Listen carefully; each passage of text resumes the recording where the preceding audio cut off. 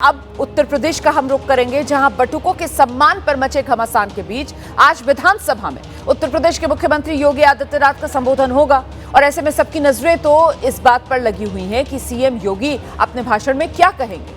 बीते कुछ दिन में बटुकों के सम्मान का एक नया चैप्टर है उत्तर प्रदेश की सियासत में खुल गया है। शंकराचार्य स्वामी अभिमुक्तेश्वरानंद ने भी दुर्योधन और कंस से तुलना कर योगी आदित्यनाथ को लखनऊ आने की चुनौती दे दी है। और ऐसे में आज योगी अपने भाषण में इस पूरे घमासान पर बोल सकते हैं।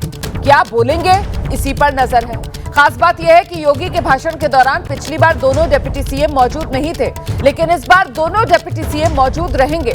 जाहिर है ऐसे में विपक्ष ब्रजेश पाठक के बटुक सम्मान वाले दाव के बहाने योगी आदित्यनाथ पर निशाना साधेगा, तो उस पर वार पलटवार होना तय है। यह भी साफ नजर आ रहा है कि योगी आदित्यनाथ ने बटुकों को शंकराचार्य को लेकर जो एक लकीर खींची है, उससे बिल्कुल अलग हटकर अपनी लकीर आगे बढ़ाते हुए उत्तर प्रदेश के डिप्टी सीएम ब्रजेश पाठक नजर आए हैं, जिन्होंने बटुकों को अपने आवास पर बुलाकर बाकायदा उनका मान सम्मान सत्कार किया है। और अब आज योगी आदित्यनाथ इस पूरे मामले पर क्या कहेंगे, हमारी नजर है। साफ है आज फिर शंकराचार्य के नाम को लेकर उत्तर प्रदेश विधानसभा में घमासान हो सकता है।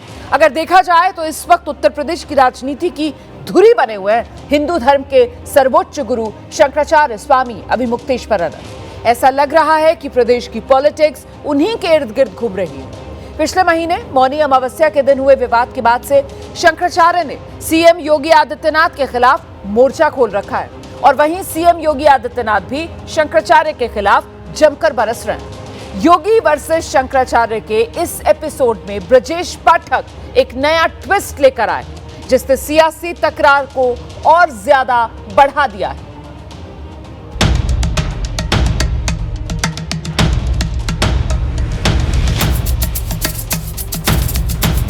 इस सनातन धर्म में जो आज सृष्टि है वो ब्राह्मणों की ही कृपा है।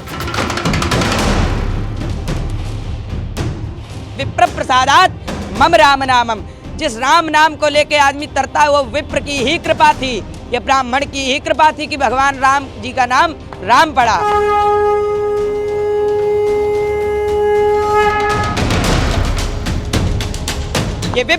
ये विप्र समाज जो है, ये विप्र अगर नहीं होगा तो सृष्टि नहीं होगी। शंकराचार्य जी का कहना है कि उन्हें अज्ञात लोग ले जा रहे हैं और उनका अपहरण किया जा रहा है। उन्होंने ये आरोप लगाया। शिखा चोटी जो खींची गई है बहुत ही अधर्म का कार्य है। शिखा का मतलब जानते हैं आप लोग, शिखा सनातन धर्म की शान है। शिखा नहीं होगी तो ब्राह्मण का तेज कैसे होगा? ब्राह्मण के तेज शिखा में ही होता है।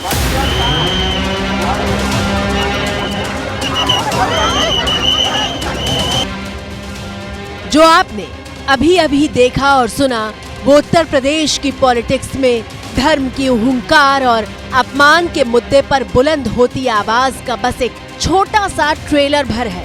अगर ब्राह्मण नहीं होंगे तो समाज नहीं बन पाएगा। इस समाज को जगाने वाला, इस समाज को बनाने वाला एक ब्राह्मण है। अगर ब्राह्मण नहीं होगा तो पूरी सृष्टि उथल पुथल जाएगी।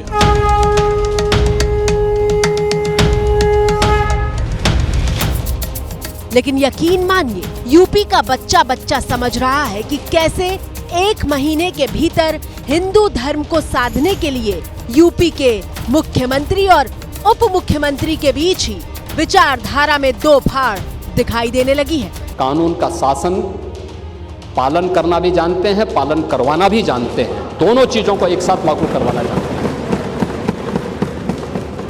और जिन लोगों ने टच के बजाय खींचा है, ये महापाप किया है और इनको कड़ी से कड़ी सजा मिलनी चाहिए। ये अक्षम्य अपराध है।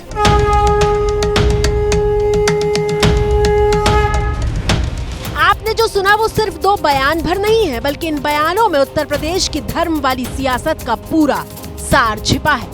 एक तरफ है योगी आदित्यनाथ, जो यूपी के मुख्यमंत्री होने के साथ साथ नाथ संप्रदाय की परंपरा का पालन करने वाले एक संत है, जो गोरखनाथ मंदिर के महंत भी हैं और देश के बड़े हिंदूवादी नेता की पहचान रखते हैं। उन्हीं योगी आदित्यनाथ के हिंदुत्व पर शंकराचार्य बार बार हमले कर रहे हैं।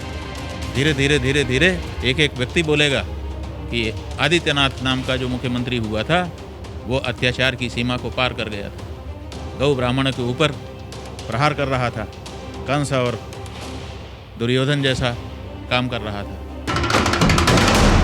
और अब लखनऊ से आई बिल्कुल ताजा तस्वीर देखिए। जब शंकराचार्य अपने बटुकों के साथ हुए बर्ताव और संगम में स्नान न कर पाने के लिए सीएम योगी के हिंदुत्व पर सवाल उठा रहे थे, उसी बीच डिप्टी सीएम ब्रजेश पाठक ने बटुकों के सम्मान में मोर्चा बुलंद कर दिया।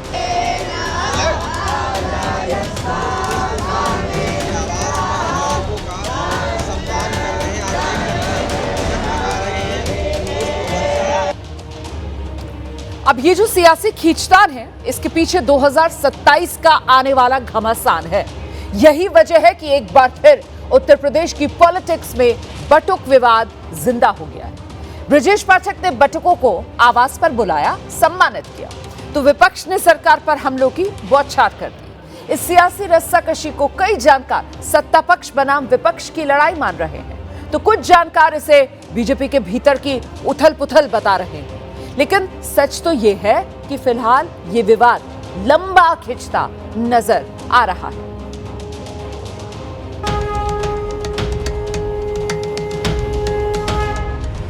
बुधवार को डिप्टी सीएम ब्रजेश पाठक ने मौनी अमावस्या के दिन बटुकों के साथ बर्ताव को अपराध करार दिया और अगले दिन यानी गुरुवार को उनके आवास पर 101 बटुकों का सम्मान किया गया।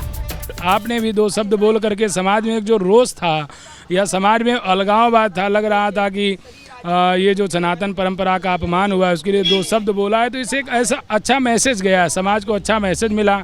हमारे डिप्टी सीएम साहब ऐसा बोल रहे हैं तो बहुत अच्छी बात है, इसलिए मैंने धन्यवाद करने के लिए उनको आए थे। यूपी की राजनीति में फिलहाल बटुक, ब्राह्मण, शिखा और हिंदू जैसे शब्दों की गूंज सुनाई दे रही है। शिखा का जो महासनातन में है वो शिखा, सनातन की पहचान ही शिखा से है, सनातन की पहचान शिखा से है। कोई भी व्यक्ति जा रहा होगा, अगर जो चोटी होगी तो यही होगा कि अमुक व्यक्ति हिंदू है, सनातनी है, तो सनातन ही शिखा की धरोहर है। आज जैसे हम सब लोगों के गुरु भाई लोगों की शिखा पकड़ के खींच के मारा जा रहा है, ये नहीं होना चाहिए। इस पर कार्रवाई की जाए और हमारे माननीय ब्रजेश पाठक जी से कहना मेरा ये है कि हमारे विद्यालय की तरफ से, हमारे गुरु भाई की तरफ से, हमारे गुरु जी की तरफ से बहुत बहुत आशीर्वाद, अभिनंदन। सुना आपने कैसे ब्रजेश पाठक को बटुकों का सम्मान करने के लिए झोली भर भर के आशीर्वाद मिल रहा है और यूपी की राजनीति में योगी के स्टैंड से अलग डिप्टी सीएम का ये दांव समाजवादी पार्टी समेत तमाम विरोधी पार्टियों को चुभ रहा है। पूजनीय शंकराचार्य जी का अपमान किया है। आप कितना भी ढोंग कर लें, बटुकों को ला करके कितना भी ढोंग कर लें, जब पूजनीय शंकराचार्य जी का अपमान हुआ है तो उनके सम्मान में उनको इस्तीफा दे देना चाहिए। माननीय मुख्यमंत्री जी ने उस पूरी घटना का विवरण दिया था और कालनेमी शब्द का प्रयोग करके कहा था। उस वक़्त डिप्टी सीएम साहब या भारतीय जनता पार्टी के जो लोग आज मुखर हो रहे हैं वो शांत क्यों थे? उस वक़्त विरोध क्यों नहीं किया था? और आज 1 महीने बाद ये डैमेज कंट्रोल करने के लिए ये स्वांग रचा जा रहा है। तो ये जो डैमेज कंट्रोल है, ये समझ नहीं रहे हैं कि आप तो तीर तरकश से निकल चुका है।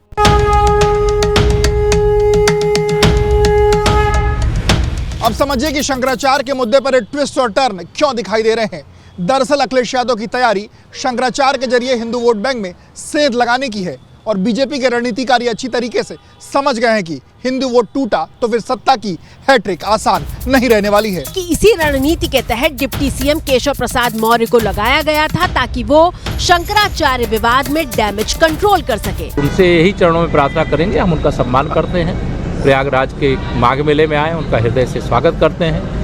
वो जो विरोध है उसको समाप्त करके संगम में डुबकी लगा करके एक अनुकूल संदेश देने की कृपा करें। लेकिन केशव प्रसाद मौर्य की कोशिशों को कामयाबी नहीं मिली तो घटनाक्रम के पूरे 1 महीने बाद दूसरे डिप्टी सीएम ब्रजेश पाठक को आगे किया गया। सभी का लेखा जोखा रखा जा रहा है, समय होता है और ऊपर वाला सब देख रहा है। आप देखते रहिए, ऐसे लोगों को चिन्हित करके कड़ी कार्रवाई होगी।